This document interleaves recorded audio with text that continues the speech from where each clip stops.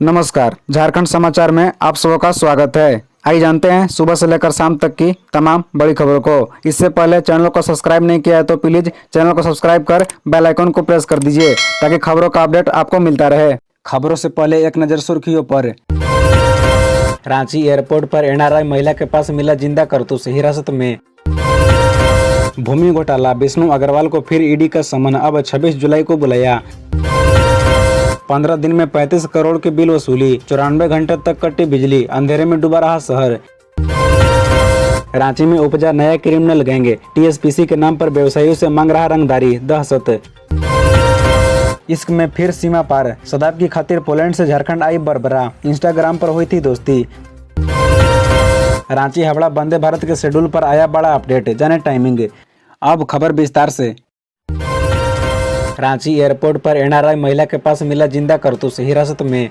मतलब कि रांची की बिरसा मुंडा एयरपोर्ट से एक एनआरआई महिला को पिस्टल के जिंदा कारतूस के साथ डिटेन किया गया है। उसे अमेरिकी की नागरिकता प्राप्त है। महिला जमशेदपुर की रहने वाली है और वह दिल्ली जा रही थी। इसी दौरान उसके बैग से कारतूस जब्त किया गया। पकड़ी गई महिला का नाम एलिजाबेथ है। बताया जा रहा है कि बिरसा मुंडा एयरपोर्ट पर सीआईएसएफ के जवानों ने सुरक्षा चेकिंग के दौरान महिला को रोका।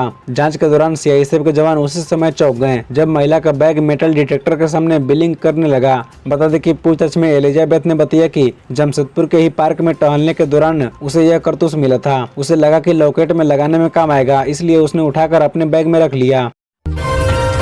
भूमि घोटाला, विष्णु अग्रवाल को फिर ईडी का समन, अब 26 जुलाई को बुलाया। आपको बता दें कि कारोबारी विष्णु अग्रवाल को ईडी ने नए सिरे से समन भेजा है। मंगलवार की दोपहर ईडी ने अग्रवाल को समन करते हुए 26 जुलाई की सुबह 11 बजे उपस्थित होने को कहा है। विष्णु अग्रवाल ने 3 हफ्ते का समय मांगा था। उससे पहले जमीन घोटाला से जुड़े केस में ईडी ने विष्णु अग्रवाल को समन भेजकर 17 जुलाई को रांची जोनल ऑफिस में उपस्थित होने के लिए कहा था, लेकिन उपस्थिति के ठीक पहले उन्होंने ईडी को पत्र भेजकर बताया था कि उनकी तबीयत ठीक नहीं है। ऐसे में उन्होंने 3 हफ्ते का वक्त ईडी से मांगा था। हालांकि ईडी ने विष्णु अग्रवाल के टाइम पिटीशन को खारिज कर दिया है। बता दें कि विष्णु अग्रवाल से ईडी चेसायर होम रोड में 1 एकड़ व पोगड़ू में 9.30 एकड़ जमीन की डील को लेकर पूछताछ करेगी। दोनों ही जमीन के दस्तावेजों में गड़बड़ी कर जमीन के खरीद के साक्ष्य ईडी को मिले हैं। बता दें कि ईडी ने पोगड़ू जमीन केस में पूछताछ शुरू कर दी है। ईडी एक सप्ताह में 17 लोगों का बयान दर्ज करेगी। इसके लिए सभी को पूर्व में समन भेजा जा चुका है। 15 दिन में 35 करोड़ की बिल वसूली, 94 घंटे तक कटी बिजली, अंधेरे में डूबा रहा शहर।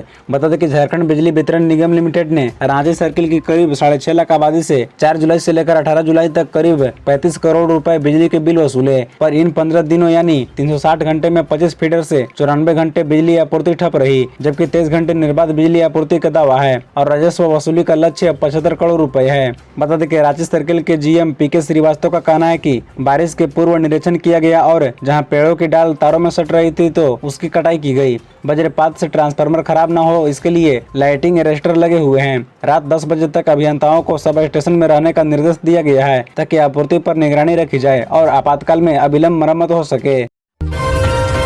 रांची में उपजा नया क्रिमिनल गैंग, टीएसपीसी के नाम पर व्यवसायियों से मांग रहा रंगदारी, दहशत।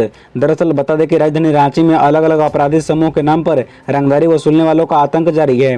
इधर रांची में रंगदारी की मांग करने वालों का एक नया दस्ता तैयार हुआ है। इस दस्ते में आधा दर्जन से अधिक कम उम्र के सदस्य हैं। दस्ता में शामिल सदस्य उग्रवादी संगठन टीएसपीसी के नाम पर रंगदारी की मांग कर रहे हैं। पुलिस के अनुसार टीएसपीसी का नया दस्ता लगातार कारोबारियों को निशाना बना रहा है। कारोबारियों से टीएसपीसी के अरविंद और अनल के नाम पर रंगदारी मांगी जा रही है। बता दें कि तफ्तीश से पता चला कि हाल ही के दिनों में जितने भी कारोबारियों से फोन कर रंगदारी मांगी गई है उन सभी में एक ही मोबाइल नंबर का उपयोग किया गया है। दस्ता के सदस्यों ने कभी अरविंद जी नाम पर तो कभी अनल के नाम पर कारोबारियों को धमकी दी है। इससे कारोबारियों में दहशत व्याप्त है। हालांकि पुलिस जांच पड़ताल में लगी है। बता दें कि हाल के दिनों में इस दस्ते के सदस्य रांची के करीब आधा दर्जन ईटा भट्टा संचालक, जमीन कारोबारी और खनन कारोबारियों को फोन कर रंगदारी मांग चुके हैं। झारखंड के टीचर ने 14 बच्चों के माथे से मिटाया तिलक, बवाल, हिंदू संगठनों ने जताया विरोध।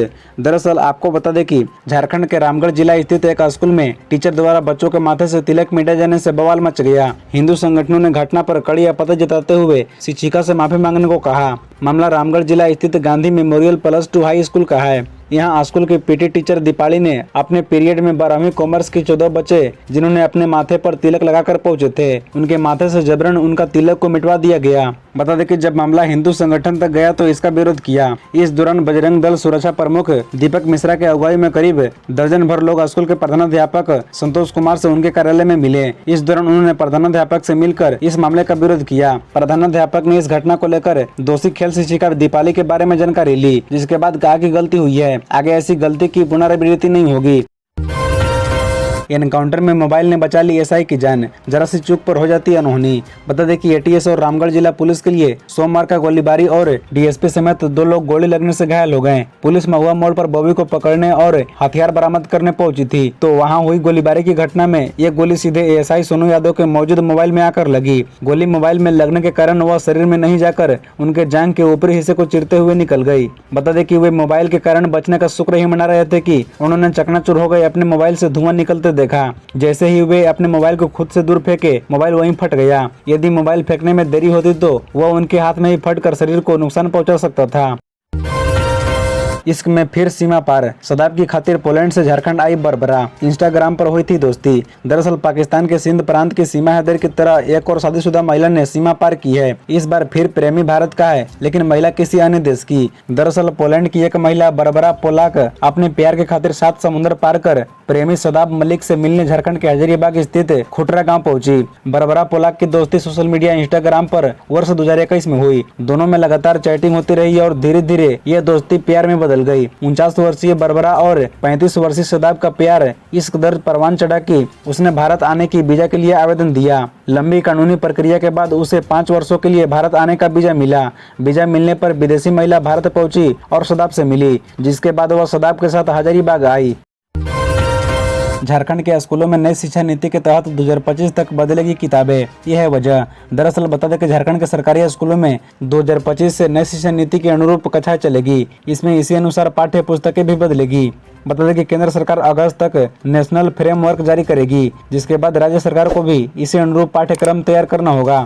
झारखंड को 2024 तक नए सिलेबस के अनुसार पाठ्यक्रम तैयार करना होगा, जिसे 2025 में अप्रैल से शुरू होने वाले नए शैक्षणिक सत्र से लागू किया जा सकेगा। बता दें कि नई शिक्षा नीति में 12वीं कक्षा तक की शिक्षा को स्कूली शिक्षा में शामिल किया गया है, लेकिन इसे अलग अलग बांटा गया है। पहले 5 साल में प्री प्राइमरी स्कूल 3 साल होंगे, जबकि पहली व दूसरी के लिए 2 साल फाउंडेशन स्कूल होंगे। इसके बाद तीसरी से 5वीं 3 साल प्राइमरी में जाएंगे, वहीं छठी से 8वीं 3 साल अपर प्राइमरी यानी मिडिल में होंगे। इसके अलावा माध्यमिक शिक्षा 4 साल की होगी। इसमें 9वीं से 12वीं तक की पढ़ाई होगी। एक ही स्कूल में यह शिक्षा छात्र छात्राओं को मिल सकेगी। इसमें साइंस, आर्ट्स, कॉमर्स स्ट्रीम की आवश्यकता नहीं होगी। छात्र छात्राएं अपने रुचि के अनुसार विषय रख सकेंगे। 10 करोड़ लोगों को वापस मिलेगा पैसा, अमित शाह ने लॉन्च किया पोर्टल, जाने किसे मिलेगा रिफंड। आपको बता दें कि सहारा इंडिया में निवेश करके फंसे लोगों के लिए बड़ी खुशखबरी है। निवेशकों को पैसे लौटाने के लिए केंद्रीय गृह और सहकारिता मंत्री अमित शाह के द्वारा सहारा रिफंड पोर्टल लॉन्च किया है। इस पोर्टल के जरिए सहारा के निवेशक अपना पैसा क्लेम कर सकते हैं। पैसा रिफंड पाने के लिए सहारा के 4 कोऑपरेटिव सोसाइटी के निवेशक आवेदन कर सकते हैं। बताया जा रहा है कि इन सोसाइटी में करीब 10 करोड़ निवेशकों के पैसे फंसे हुए हैं। इसमें सबसे ज्यादा निवेशक बिहार, झारखंड, उत्तर प्रदेश, मध्य प्रदेश जैसे राज्यों के हैं। लंबे समय तक पैसा नहीं मिलने पर निवेशकों के द्वारा केंद्र सरकार से हस्तक्षेप करने की अपील की गई थी। अब बता दें कि केंद्र सरकार के इस फैसले से करोड़ों निवेशकों को बड़ा फायदा होने वाला है। बता दें कि सहारा में निवेश करने वाले लोगों को सबसे पहले सरकार के द्वारा लॉन्च साइट पर जाकर रजिस्ट्रेशन करना होगा, जहां इसके बाद मोबाइल नंबर पर एक मैसेज जाएगा। उसके बाद उनके दावे को सहारा सोसाइटी के द्वारा 30 दिनों के अंदर वेरीफाई किया जाएगा। इसके बाद सरकारी अधिकारियों के द्वारा 15 दिनों के अंदर इस पर कार्रवाई की जाएगी। निवेशक का दावा अप्रूव होने पर राशि सीधे आधार नंबर से जुड़े अकाउंट में भेज दिया जाएगा। रांची हावड़ा वंदे भारत के शेड्यूल पर आया बड़ा अपडेट, जाने टाइमिंग। बता दें कि झारखंड में बहुत जल्द दूसरी वंदे भारत ट्रेन का परिचालन शुरू हो जाएगा। बता दें कि रेलवे रांची हावड़ा वंदे भारत ट्रेन का परिचालन जल्द ही शुरू करने जा रहा है। फिलहाल इस ट्रेन की टाइमिंग को लेकर अधिकारियों में मंथन जारी है।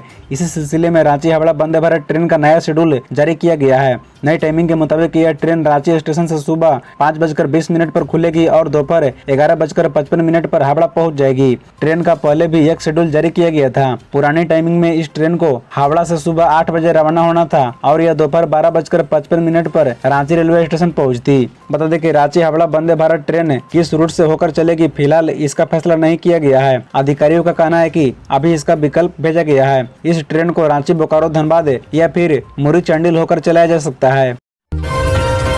पुलिस मुख्यालय में रिव्यू मीटिंग, क्राइम कंट्रोल के लिए डीजीपी अधिकारियों के साथ कर रहे हैं बैठक, बेहतर निर्णय की उम्मीद।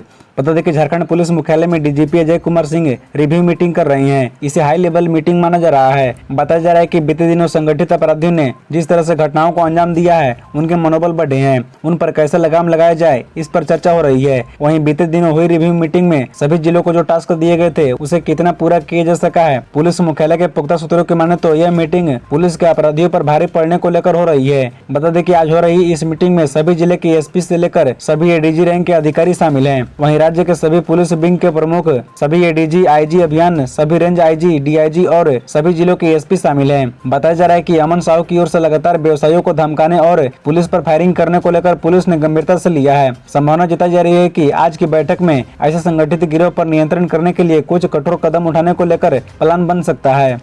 खबरों से जुड़े रहने के लिए चैनल को सब्सक्राइब, वीडियो को लाइक एवं एक दूसरे से शेयर जरूर करें। धन्यवाद।